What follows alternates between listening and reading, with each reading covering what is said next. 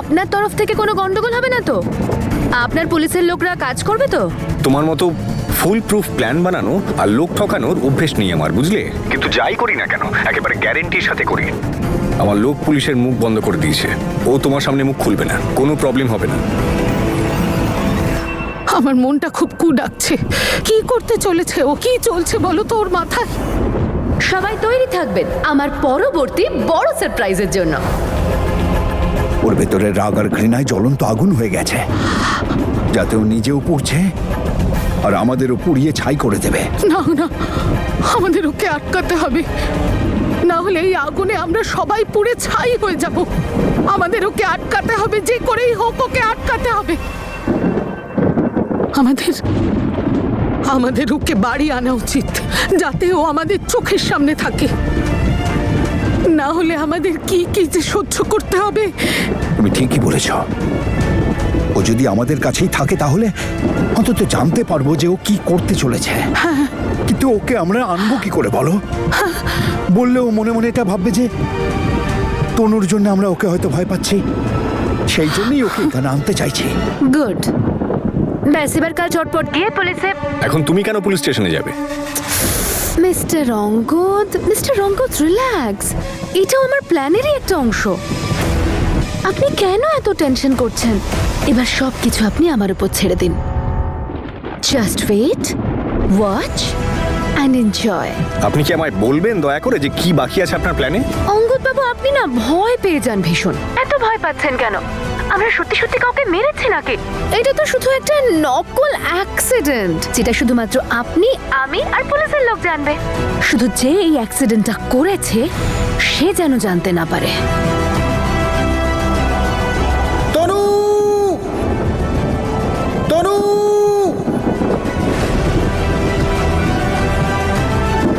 তনু! ঠিক আছে অঙ্গদ বাবু, good night, take care.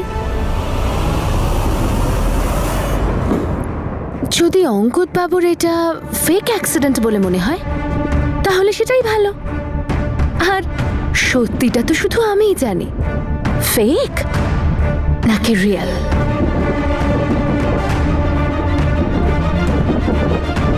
বেচারা মিস্টার অঙ্গদ, উনি তো এখনো জানেনও না যে অ্যাক্সিডেন্টটা কার হচ্ছে।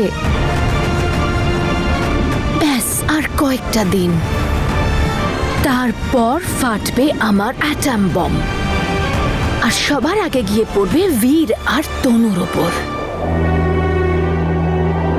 তনু!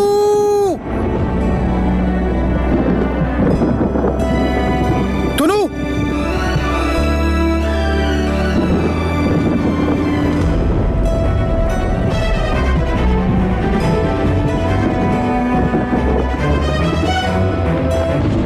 তনু!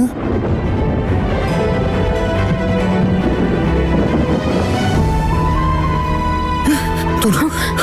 তনু!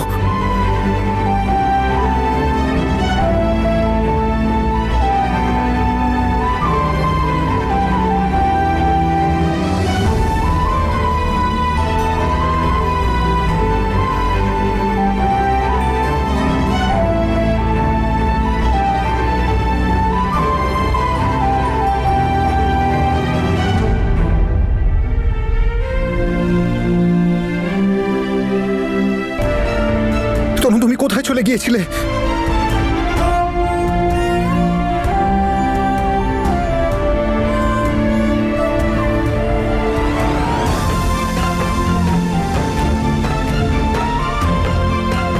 তনু, তুমি কোথায় চলে গিয়েছিলে? আমি কতটা ভয় পেয়ে গেছিলাম, আমার মনে কত দুশ্চিন্তা আসছিল।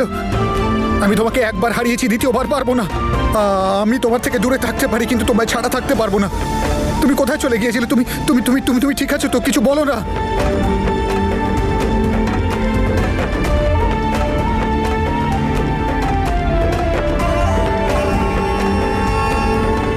স্যার, ম্যাম,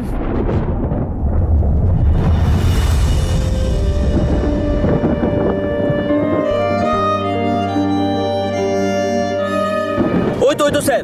হ্যাঁ ওই তো। তনু, আমি রিয়েলি সরি। আসলে আমি ভয় পেয়ে গিয়েছিলাম যে জ্যাসমিনের জন্য। বিশেষ করে আমি ইচ্ছে করে করিনি। I'm really, really sorry.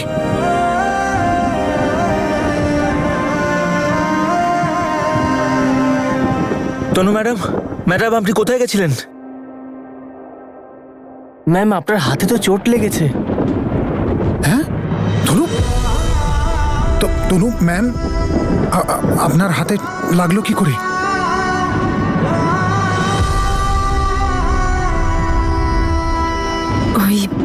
ওই আমি মেডিসিন নিয়ে ফিরছিলাম, তখনই রাস্তায় পড়ে গেলাম।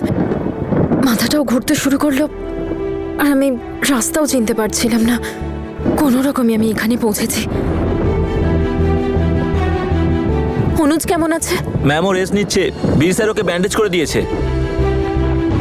তাও ভালো, চলো।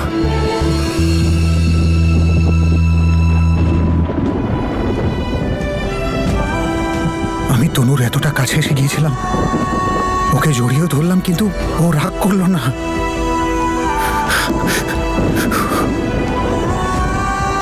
থ্যাংক ইউ উপরওয়ালা, thank you, thank you, thank you, thank you উপরওয়ালা।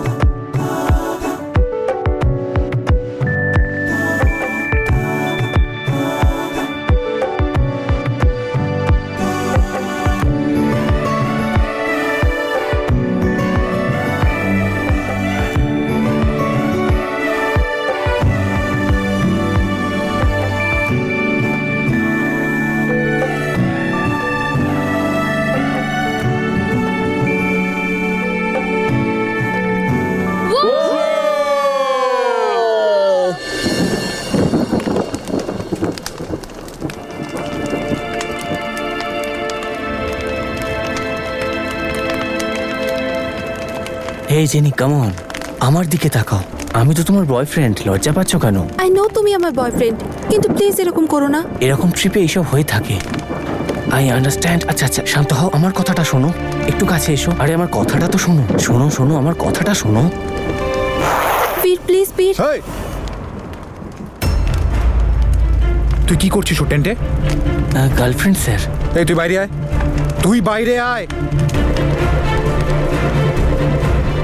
স্যার ও কি করছিস ও টেন্টে? কি করছিস তুই?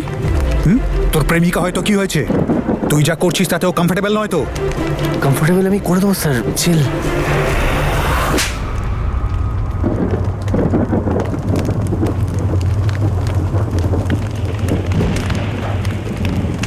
কমফোর্টেবল হবে কি হবে না সেটা ওর মর্জি।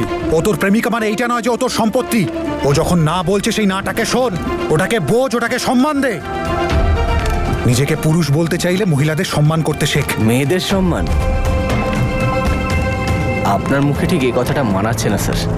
আপনি হয়তো ভুলে গেছেন, কিন্তু আমরা সবাই জানি আপনি কি করেছেন আপনার ওয়াইফের সাথে। এক বোনের সাথে বিয়ে, আর একজনের সাথে অ্যাফেয়ার।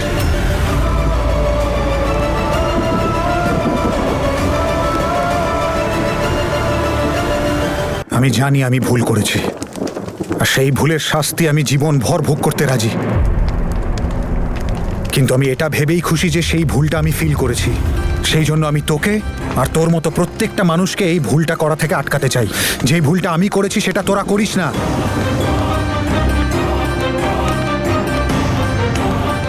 যেটা আমি নিজের ভুল থেকে শিখেছি সেটাই আমি তোদের শেখাতে চাই। যদি সময় থাকতে তোদের মতো বয়সী ছেলেদের শিখিয়ে দেওয়া যায় যে কোনটা ঠিক কোনটা ভুল, যদি ওদের শিখিয়ে দেওয়া যায় যে মহিলাদের সম্মান কিভাবে করতে হয়, তাহলে সোসাইটিতে কোনো অন্যায় হবে না।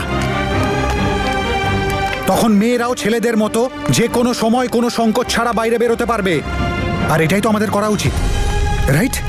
আমার পরিবারের লোক আমার অন্যায়তে কোনোদিনও আমার পাশে থাকেনি, তাই আমি শিখতে পেরেছি যে ফ্যামিলি আর মহিলাদের ইম্পর্টেন্সটা কোথায়। আমি জানি যে এই সব করে আমার পাপ কমবে না, কিন্তু আমি এটাও বিশ্বাস করি যে পরবর্তী সময়ে এমন ভুল বা এমন পাপ আর করব না।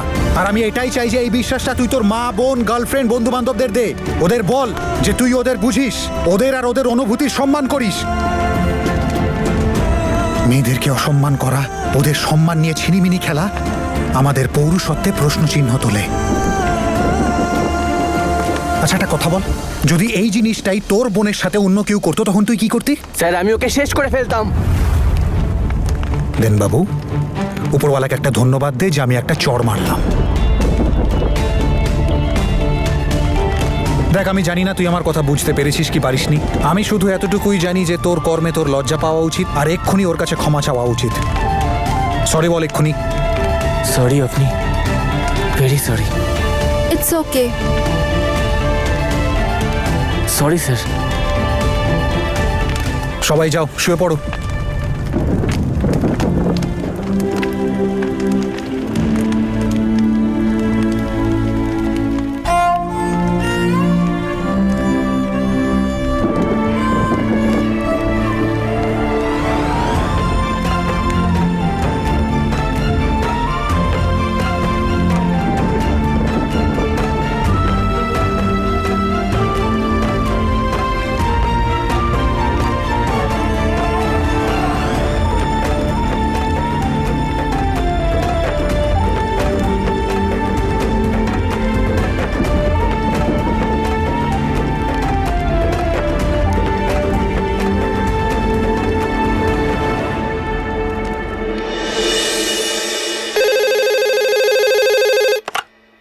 Hello, inspector Samaresh share.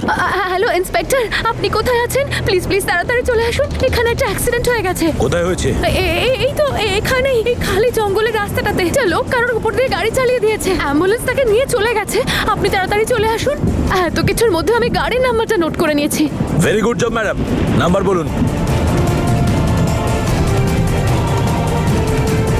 আপনি ওখানে ওয়েট করুন, আমরা আসছি। ওকে ওকে, থ্যাংক ইউ স্যার। রণজিৎ, গাড়ি বার করো এখনই, অ্যাক্সিডেন্ট হয়েছে। এই খারাপ খারাপ ভেবে ভেবে আর খারাপ কথা বলে বলে আমার জীবনটাও না একেবারে তেতো হয়ে গেছে। চল জ্যাসমিন, আজ একটু মিষ্টি খাওয়া যাক। লাড্ডু, মুখ মিষ্টি তো আজকে করতেই হবে। কংগ্রাচুলেশন জ্যাসমিন, তোর অর্ধেক কাজ হয়ে গেছে। রেখে দিয়ে এবার আসবে আমার শান্তির ঘুম।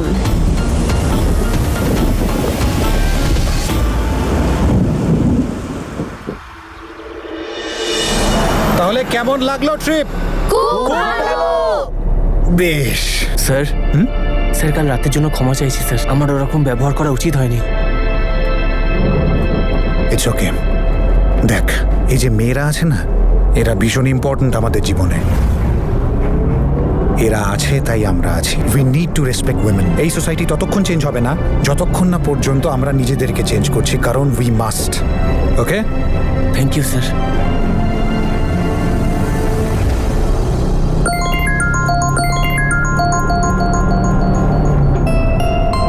আরে বুঝো, কি হয়েছে? সব ঠিক আছে তো? আঙ্কেল আন্টি মানা করেননি তো? শোন, দেখ তুই টেনশন নিস না, আমি ফিরে এসে কথা বলছি। দিদি ঠিক আছে? তুই ঠিক আছিস? কি হলো বুঝো, কেন ওকে বিরক্ত করছো? আরে তখন থেকে কথাই বলে যাচ্ছে, আমাকে বলতেই দিচ্ছে না। মা বাবা রাজি। হ্যাঁ, কি বলছিস? সত্যি? কি করে মানালি তুই? যেরকম তুই বলেছিলিস ব্যাস, একটা জোরে শ্বাস নিলাম আর বলে ফেললাম। পুরো একদমে বলে ফেলেছি আমি। মা বাবা, আমি সিমরানকে ভালোবাসি, বিয়ে করলে একমাত্র ওকেই করবো, নাহলে আমি বিয়েই করবো না। আঙ্কেল আন্টি একবারই মেনে গেলেন? একটুখানি সময় লেগেছিল বটে। দেখ, বাবাকে পছন্দের জিনিস খাওয়ালাম, মাকে দই বড়া খাওয়ালাম, দুজনকে একসাথে বসালাম, একটুখানি বোঝালাম আর বুঝেও গেল, মেনেও নিল। আর তোর ওই দিনের আইডিয়াটা যা কাজে লেগেছিল না, সেদিন থেকেই মা তো একদম সিমরানকে খুব ভালোবেসে ফেলেছিল।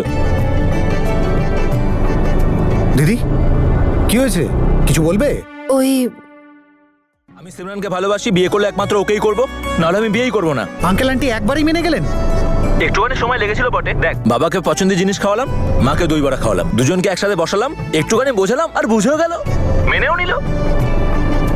আর তোর ওই দিনের আইডিয়াটা যা কাজে লেগেছিল না, সেদিন থেকেই মা তো একদম সিমরানকে খুব ভালোবেসে ফেলেছিল।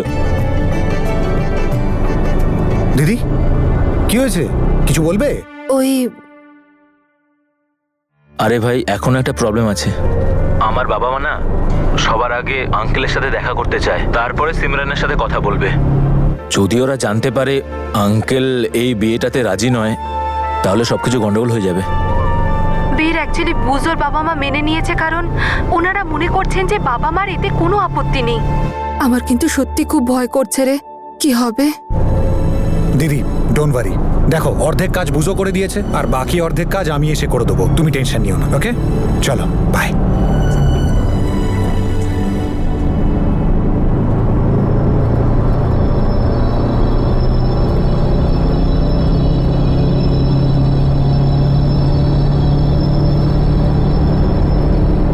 আরে তনু, ওই শুনেছি আমি সব। ওপরওয়ালার কৃপা যেন সব সময় থাকে ওদের উপর। আমি এখানে বসতে পারি? ওই অ্যাকচুয়ালি অনুজের শরীরটা খারাপ তো। হ্যাঁ এসো না প্লিজ, তুমি বসো। আমি সরি, তুমি এখানেই বসো, না হলে সবাই কি ভাববে। শুধু বেশি কথা বলো না। একদম চুপ থাকবো।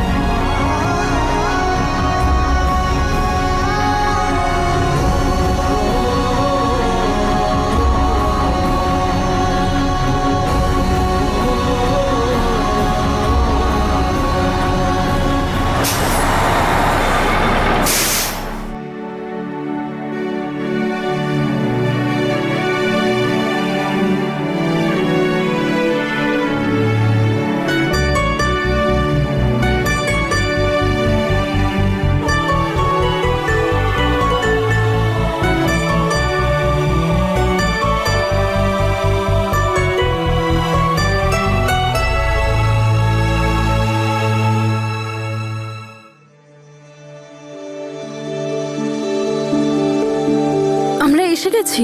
তুমি জাগাওনি কেন আমায়? তুমি এমন ভাবে ঘুমোচ্ছিলে যে আর তোমায় জাগাতে ইচ্ছেই করলো না। জাগানো উচিত ছিল তো।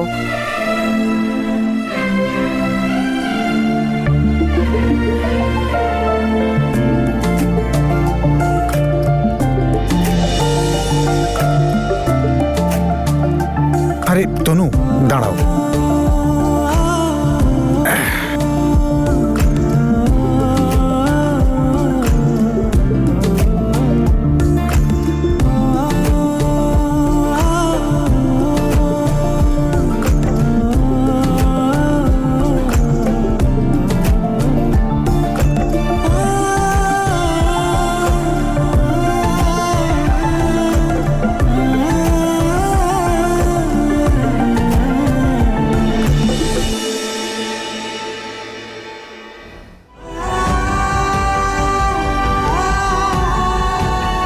তনু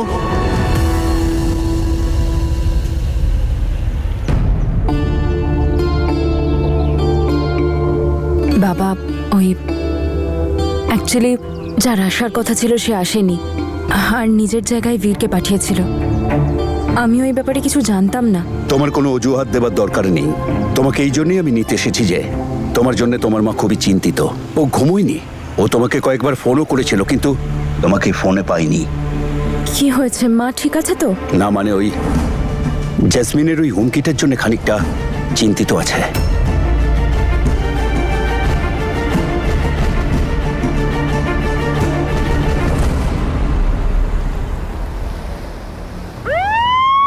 মিস্টার বীর সিং,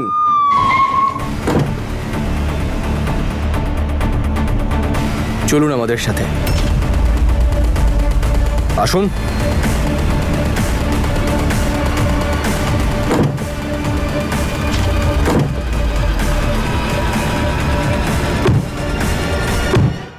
এক্সকিউজ মি স্যার। হ্যাঁ ম্যাডাম বলুন। নমস্কার। নমস্কার। ওই যে কাল জঙ্গলের কাছে অ্যাক্সিডেন্ট হয়েছিল সেই কেসটা কি এই পুলিশ স্টেশনেই এসেছে? হ্যাঁ এখানেই চলছে, কিন্তু আপনি কে? স্যার আমি আপনাকে বলতে এসেছি যে আমিও কাল ওই রাস্তাতেই ছিলাম কিন্তু ওখানে কোনো অ্যাক্সিডেন্ট হয়নি। মানে হলো যে আপনাদের কোথাও ভুল হচ্ছে। আমরা ভুল ভাবছি। আমরা একটা গাড়ি বাজেয়াপ্ত করেছি। না না স্যার, আমি ওই রাস্তাতেই ছিলাম, ঠিক ওই গাড়িটার পেছনে। আর আমি নিজের চোখে দেখেছি যে ছেলেটা গাড়ির সামনে চলে এসেছিল সে তো উঠে হেঁটে হেঁটে চলে গেল। কোনো অ্যাক্সিডেন্ট হয়নি, কোনো হিট অ্যান্ড রান কেস হয়নি। প্লিজ আমার কথাটা একটু শুনুন। আপনি জানেন আপনি কি বলছেন? পুলিশ এরকম মুখের কথায় বিশ্বাস করে না। কোনো প্রমাণ আছে কি? হ্যাঁ হ্যাঁ হ্যাঁ, আমি আপনাকে এক্ষুনি দেখাচ্ছি। এই দেখুন স্যার।